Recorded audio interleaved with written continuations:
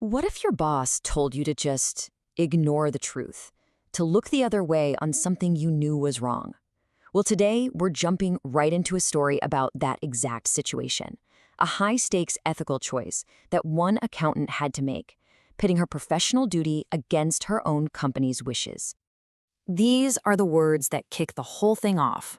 The audit manager, Mushy, says this to his senior accountant, Eriana. I mean, it sounds like a simple sentence, right? But it's actually an instruction to hide a massive error, to break the rules, and to basically compromise everything their job stands for. So this is the heart of the problem for Eriana. And let's be honest, it's a question that goes way beyond accounting, doesn't it? It's a real test of character that anyone in any job could face. What happens when doing the right thing puts you directly at odds with the people you work for? So let's meet our protagonist, Eriana. She's a senior accountant, so she's sharp, she knows the rules inside and out. But here's the kicker. The company she's auditing, Mars Corporation, they're not just some client. They are the biggest client her firm has. So you can just imagine the pressure to keep them happy is immense. So while she's doing her job, going through the books, she finds something big. In accounting speak, it's a material cutoff error. Now, what on earth does that actually mean? Well, in plain English, it means income got recorded in the wrong year. And look, we're not talking about a small typo here. This is a mistake so significant, it gives a completely misleading picture of how well the company's actually doing. Okay, to really get why this is such a huge deal, we've got to talk about the fundamental rules of the game here. These aren't just, suggestions. They're the absolute bedrock principles that are supposed to make sure financial information is trustworthy for everyone. First up is this idea of materiality. The easiest way to think about it is like an impact threshold. An error is considered material if it's big enough to potentially change the mind of an investor or a bank looking at that report. It's the difference between a minor scuff on a car and a giant crack in its foundation.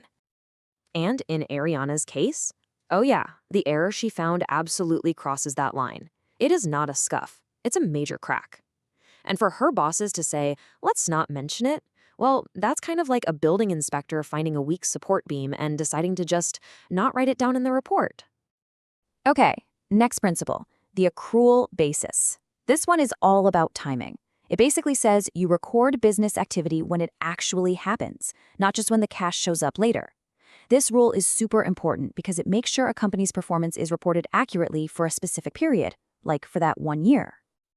So the crucial point here is that the error Eriana found is a direct violation of this timing rule.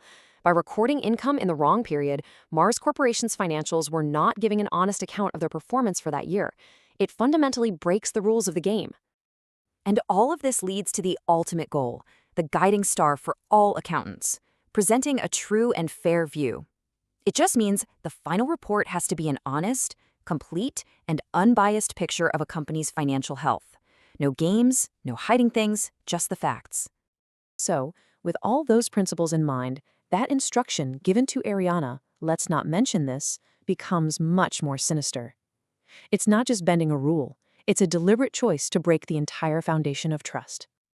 I mean, the violations here are just so clear. When it comes to materiality, the firm ignored a massive error simply to please its biggest client. For the accrual basis, they knowingly approved income being recorded in the wrong year. And for that all-important true and fair view, they intentionally hid the problem by not even documenting it. Just wow. So what was the firm's excuse? Well, the partner argued that since Mars is a private company and the error didn't affect their taxes, it wasn't a big deal. But that justification completely misses the point. Financial statements are used by banks, potential investors, and so many others, not just the tax authorities. The numbers have to be right, period. So this brings us right back to Eriana. She is standing at a major crossroads, with her manager and a partner on one side and her entire professional code of conduct on the other. What's the right move? Thankfully, she doesn't have to rely on just her gut feeling. For situations exactly like this, there is a professional playbook, a set of clear, ethical steps designed to navigate these treacherous waters and protect the integrity of the profession. So here is that ethical playbook. Step 1, document everything. Follow the firm's policy and create a paper trail. Step 2, escalate internally and do it in writing. Give the firm a chance to correct its course. Step 3, if that fails, seek confidential advice from a professional ethics board. And finally, step 4, be prepared to resign. Sometimes the only way to protect your integrity is to walk away. Now, this might seem like just one isolated problem at one company, but Ariana's dilemma is really a small version of a much larger issue. This is how the biggest corporate scandals always begin, with one person, one small compromise, and one decision to look the other way. This choice isn't just about Mars Corporation. It's about the trust we all place in financial information. That trust is what allows businesses to get loans, investors to risk capital, and our whole economy to function. Every single time an error is deliberately hidden, a small crack forms in that foundation. You see, auditors like Eriana are the gatekeepers of this trust. When they sign off on a financial report, it's not just a formality. It is a public promise, a declaration that they have checked the numbers and that, to the best of their professional ability, those numbers represent a true and fair view. And that brings us to the final, universal question that Ariana's dilemma forces all of us to confront. When you're faced with that kind of pressure, to compromise, to look the other way, or to bend the rules for convenience or for profit, what is your integrity worth?